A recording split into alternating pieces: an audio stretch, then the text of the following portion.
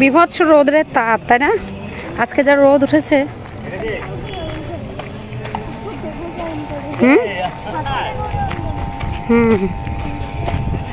রোদ কি থাকবে নাকি? তাই ওই ট্রেন ঢুকছে। সমস্ত বন্ধুদের জানাই শারদীয়ার প্রীতি শুভেচ্ছা ও অভিনন্দন। আজ হলো পঞ্চমী। পঞ্চমীর দিনে আমরা বেরোলাম ঠাকুর দেখতে। এই যে দেখতে পাচ্ছেন, ইনি হলেন আমার জামাইবাবু, ভারতীয় সেনাবাহিনীতে কর্মরত। তো 1 মাসের ছুটি এসেছেন।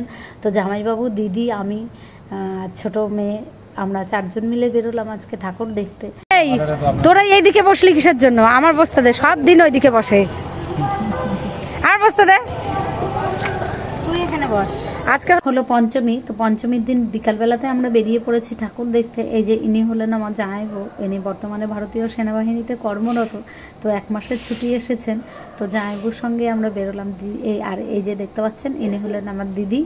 তো দিদি, জামাইবাবু, আমি, অদ্রিজা, আমরা 4 জন মিলে বেরিয়েছি আজকে ঠাকুর দেখতে।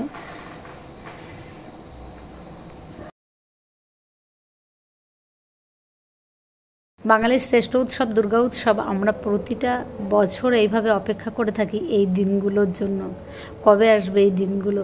অবশেষে আজকে পঞ্চমী।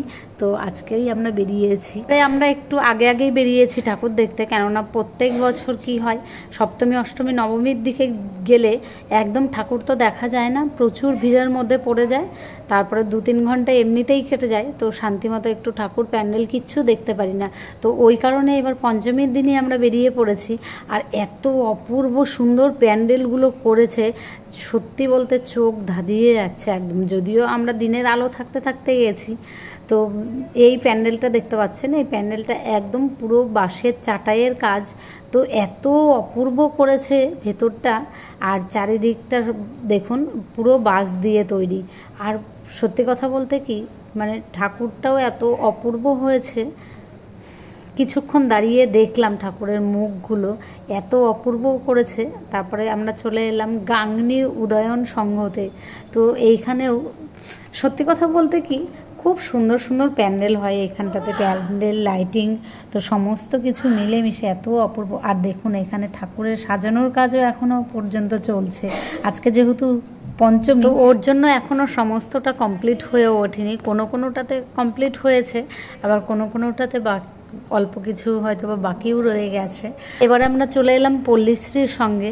যদিও বা সেই রকম আমরা বেশি হাঁটিনি, তো টোটোয় করেই আমরা সমস্ত ঠাকুরগুলো দেখছি, কেননা আজকে পর্যন্ত এখনও নো এন্ট্রি হয়নি।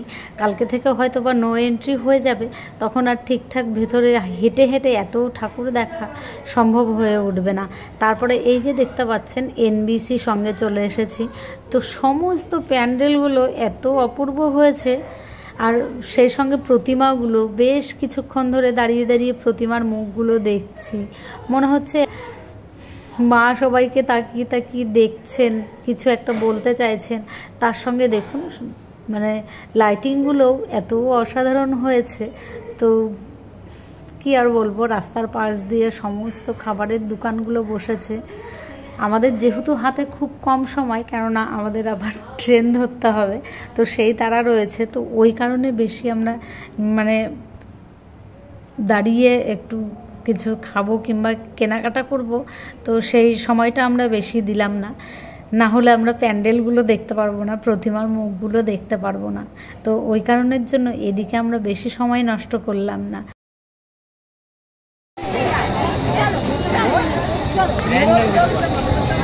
Hello hello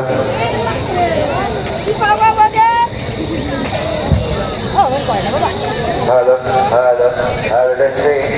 Hello, hello, hello, hello, hello.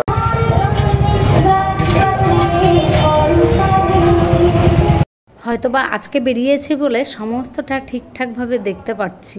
এই যে দেখুন, এই প্যান্ডেলটাতে, যদিও বা আমি নাম বলতে পারছি না, তো এই প্যান্ডেলটাতে পিকচার দেখানো হচ্ছে, মানে দেশমাতাকে নিয়ে, ভারতীয় সেনাবাহিনী, তো সমস্ত পিকচার দেখানো হচ্ছে। বেশ কিছুক্ষণ দাঁড়িয়ে পিকচারগুলো দেখলাম।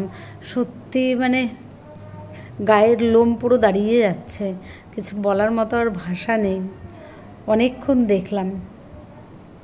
আরও অনেকক্ষণ দেখতে ইচ্ছা করছিল, কিন্তু সময়ের অভাবে আমরা দেখতে পারলাম না, কেননা আমাদের আবার যাওয়ার তাড়া আছে।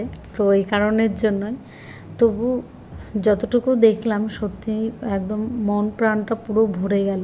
আসুন আমাদের মা তারা ভ্যারাইটি স্টোরসে। এখানে আছে নাকি স্টিকার বুক? করবেন না, যেখানকার মাল সেখানেই রাখুন। বিক্রিত মাল স্টিকার বুক আছে? পাল্টানো হয় না। আগে দেখাশোনা ফ্রি। ওইখান থেকে কিনে দেবো। হ্যাঁ, চলো চলো কিছু খেয়ে নিই। হ্যাঁ, বেছে খাবি, লঙ্কা দিয়েছে তাতে কি আছে? হ্যাঁ, আমি বেছে দেবো। বেশ অনেক ঠাকুর প্যান্ডেল দেখলাম, তারপরে এই যে আমরা এখন আসছি বাড়ি, আর আমরা ট্রেনেও উঠে পড়েছি। যেহেতু আমরা ওইখানে দাঁড়িয়ে কিছু খেতে পারিনি, অদ্রিজার জন্য একটু চাউমিনে নিয়েছি, তারপরে ট্রেনে উঠে এই যে খেতে খেতে এখন যাচ্ছি বাড়ি।